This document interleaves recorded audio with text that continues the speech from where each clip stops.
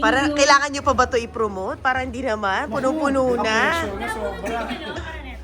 Oh, yes. Oh, itatanong ko yun. Papunta pa lang tayo sa exciting part. Doon muna tayo sa kailangan pa nga ba nila to i-promote, 'di ba? Dahil parang ang dami na nakaabang sa inyo.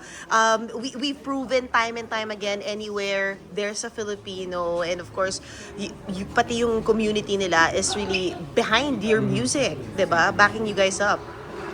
Like, how is it whenever you perform? And ano yung thoughts nyo? Papuntang airport. Excited every time. Kasi again, pag abroad kasi, ramdam talaga namin yung excitement. Iba yung warmth ng excitement ng mga Pilipino po sa abroad. Kasi kahit nga paano man lang, kahit sa isang gabi, ay maramdaman nilang nasa Pilipinas sila. Yung Tagalog, yung salita. Sabi nga nung sister ko na nasa New Zealand ngayon, kahit yung feeling lang daw na nandun ka na sa stadium, because nakapila pa lang sa pila, puro Tagalog, puro Pilipino, yun pa lang daw, parang ibang experience na yun. Wala pa yung concert. Kaya kami, parang part namin na ibigay sa kanila yung best experience na yun para sa isang gabing yun na makauwi man lang sila ng Pilipinas. Grabe. We're the both of us, kami TJ, syempre Jonathan, Larry, sobrang excited lang po talaga kami and we're very grateful. Syempre, 40 shows, like, sino gumagawa nun? Sino ka ba? Tsaka last 5 na to. I mean, nandito na tayo. Totoo ba to? Hindi kami makapaniwala. So, yun po, we're just overwhelmed with emotions na sobrang saya namin. Thankful and at the same time, may konting kirot na 5 na lang for this year. For this year. Wait, ano yung duration ng 40 pala na yun? February to Oh my God! Since Araneta Day 1. Ba't yung ginagawa to? Charot. Ba't hindi pa nga kailangan ba? Di ba? Parang ibang level yung ibang world tour ito. Iba talaga po. Grabe talaga. Hindi na din namin naiintindihan. Grabe. Aside from sobrang saya talaga namin siyang ginagawa. Kaya ngayon lang tayo nagbilang no? Last Oo. 5. Kasi sobrang hindi namin nararamdaman kasi parang lagi kami may nilook forward na parang oy, next week albay tayo, next week CDO tayo. And this goes with everyone, the band, the technical team, sobra kaming, kasi same lang eh. Yung team namin sa abroad tsaka dito, same lang talaga, kaya sobra kaming tight talaga. Direct, iniiba mo pa ba yung mga show nila? Kasi syempre yung 40, hindi naman namin nasubaybayan lahat yun, di ba? Yung mga bits and pieces sa pinupost nyo lang online. Production-wise, kamusta i-direct yung concert nilang dalawa, ng tandem nila? And technically speaking, ano yung vision mo for them, for their shows? Well, aside from the visuals na minsan nabobore ako, iniiba ko yung visuals ni Casey. Sinasabi mo naman. Tsaka minsan meron siyang like, sabi direct parang gusto ko sa EX Bentley ko, patay yung ilaw, parang mas bracelet. So nung ginawa namin siya, magical. So parang nandun kami sa point na sobrang dami namin ginagawa. May naiisip pa kami on how to Galing. improve the show at yung nahuli din si TJ kung siya sa lumalabas, so nagagalit ako kasi parang ba't may nuhuli. So nasa-challenge ako to give them that another element na ay hindi nyo alam kung saan siya lalabas.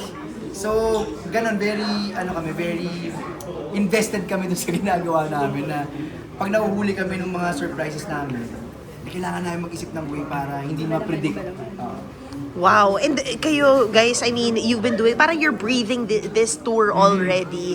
Paano nyo iniiba-iba yung atake every time around? Like, especially for this last 5 legs. Yeah, yung sabi ko kanina, it's hard kasi ako, I treat my concerts na kahit malaking venue like Araneta, I want to treat it as intimate as possible. Yung parang andyan pa rin ako, kausap niyo pa rin ako malapit. So mahirap siya doing marami ng show. How do you still keep it real and raw every single time?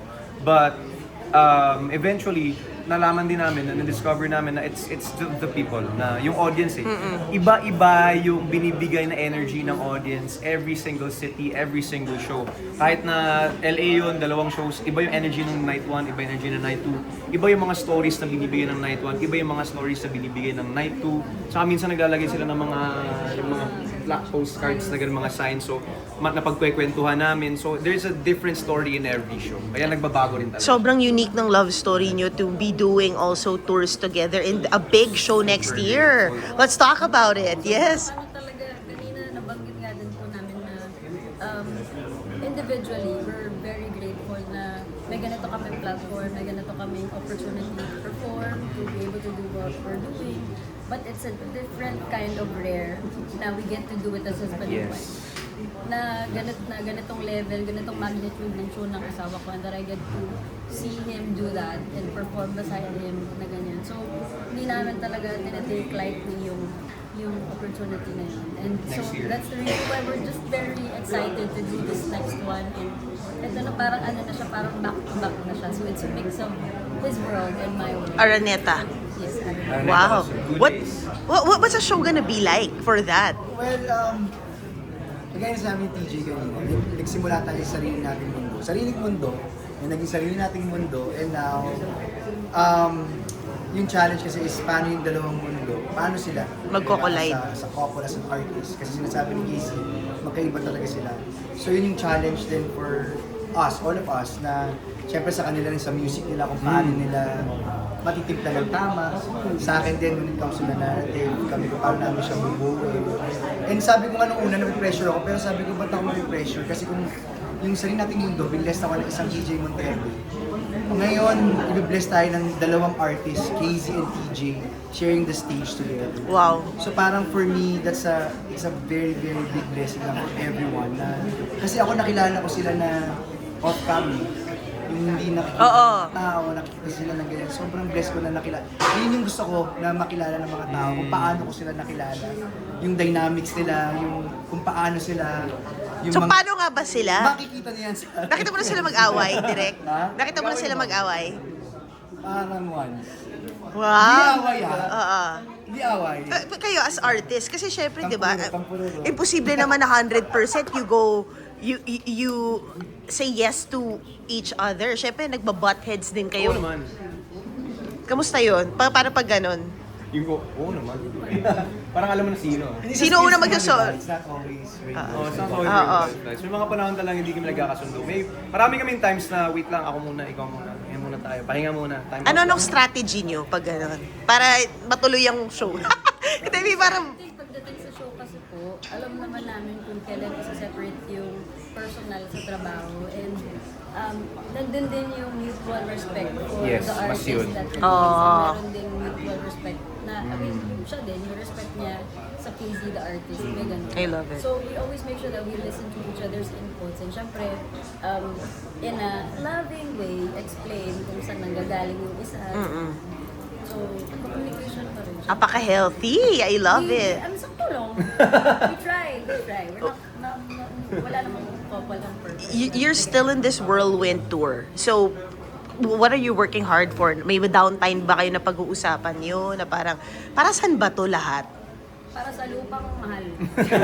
Bumili kayo Sana tayo lupa? ng bahay. Bumili kayo lupa? Ano, Wala pa kami. bago lupa? Bahay. Gusto may tayong bahay. And, syempre, next year, gusto namin i-treat yung parents namin sa tour din. Aww. So, yun pinag-iipunan namin yung mga yung Dream house. Ano yun? Dream house yung Yes, pinag-uupunan. dream house. Ano, ilang square me? Daming lupa ni Direk, ano, hingi na lang kayo. Actually, tinatanong namin siya, Direk, anong ginawa niyo sa ano? Direk, kung natapos na yung bahay niyo, gagawin namin model house yung bahay niyo. Literal, di ba? Yan Diba? kasi sabi ko nga, mas maganda na yung build your own. Oo. Siyempre, customize. Saya. Tsaka exciting kasi yung pag-create, yung paggawa. Yes. Correct. That's awesome. Anyway, congratulations, guys.